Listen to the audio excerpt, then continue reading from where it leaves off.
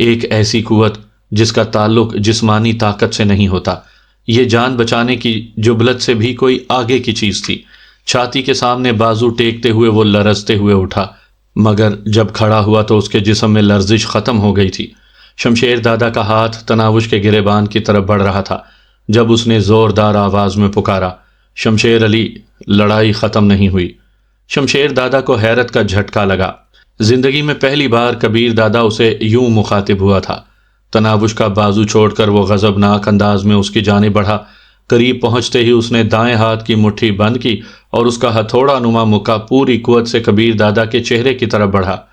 مکے اور چہرے کا اتصال ہو جاتا تو شاید کبیر دادا کا چہرہ پہچان کے قابل ہی نہ رہتا، لیکن کبیر دادا نے بجلی کی سی صورت سے اپنا چہرہ چند انچ ایک جانب ہٹایا، اور پھر اس سے پہلے کہ شمشیر دادا کا ہاتھ واپس لوٹتا، اس نے اپنے دونوں ہاتھوں سے اس کی کلائی پکڑ کر ہاتھ کو پیچھے جانے سے روک دیا